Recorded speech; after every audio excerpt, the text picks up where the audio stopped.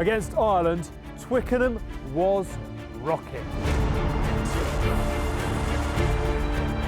The Red Rose won a thunderous Test match, a win Stuart Lancaster called his most significant.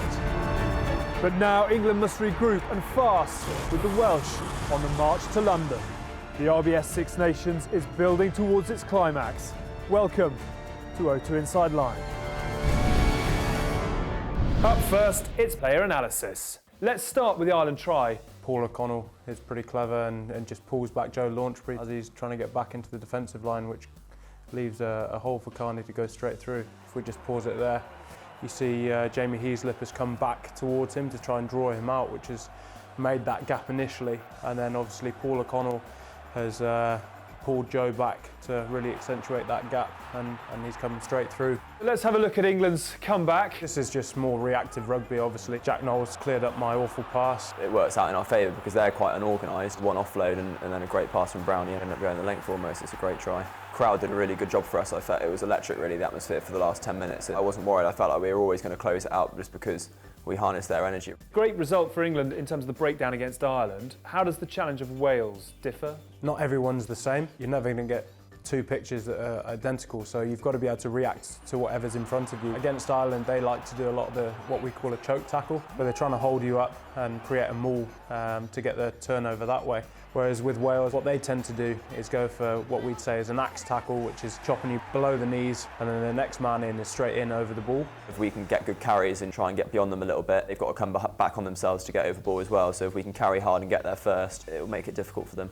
How difficult to stop Wales? They're all big, fast, strong men. Jamie Roberts is obviously a big carrier and he's able to get straight over the gain line, but we'd like to be able to hit him straight back. They're getting quick, fast ball here, offloading, good inside ball. They're beating on the outside for numbers, and we'd like to be able to slow that ball down a bit, get our defence set and then go and get off the line and put pressure on them. Have you used the word revenge? Obviously there is a factor of the extra motivation in there, but that's not where our focus is. We were able to win in a tight game against Ireland, and I think that's a real character that this squad has got and vitally important to going on and taking the Welsh. This week we find out the best nicknames within the squad. Ashley likes to call me Spud Man, which I don't really like. It says I look like a sack of spuds and I like wrestling, so it'd be my wrestling name. You've got a few nicknames. Yeah, all right, croissant snout, because I've got a French pastry on my face for a nose. Sheep teeth. Sheep teeth. Why nice teeth. Should have those braces when I was younger. Yeah. There we go. Dale. Because he thinks I look like Dale Winterberg. You do a little bit. Ashley calls me Dappy. Dappy, yeah. Steve Milo, Duck Pond. A little thinning out a little bit on top here. Payback. Johnny can't take a prank, and whatever happens, he has to get someone back, so hence Payback May. Yeah. Lee Dixon's called the Worm. Quite simply because he's really good at doing the worm. I actually can't do it. Don't try. I can't try. I get a headache. Coley calls himself the Sheriff. Ben Una. Someone else created that, they've jumped on the bandwagon. Right, trust me, that's been around for a long time. Oh, bit of nerve here. Yeah. Polar bear. His missus likes to call him it as well. My little polar bear. Thanks for that. Penguin, isn't he? Yeah, penguin. Looks like a penguin. Look like Penguin off Batman. The Badger. Do you want me to tell him why you call Badger? No. Okay. Do you think I look like Dale Winton?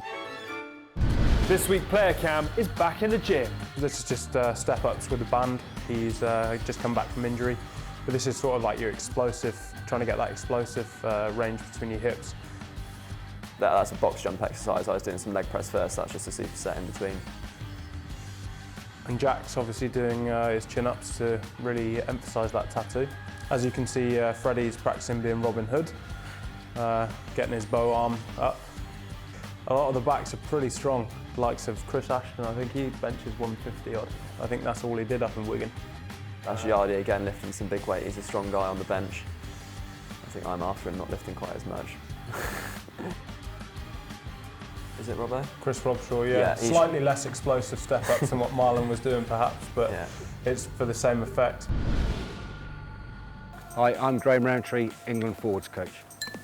Obviously, forwards are my focus, but throughout the team, and I look after the breakdown with Faz, and obviously on top of that, the traditional forwards aspect of line out, scrum. How long does it take you to put together a training session? We sit the night before for a good half an hour as coaches plan the next day, because we want to look after the guys. What we cover in training has to be what we're using in the weekends. We can't waste any energy. You have got to get them up to speed very quickly as to how we do things, and we have to keep things very simple, because I want them to learn simple things very quickly and perform them immaculately in the games. How has it changed from what you did as a player to what you want to do with your players now? Just the size of them.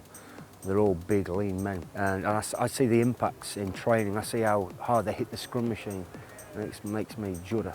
You know, I played at quite a good level, and the game was physical, but these days the game is that fast and physical.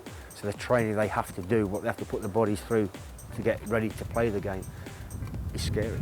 Are you calm and collected on game day? I mean, up in the coach's box?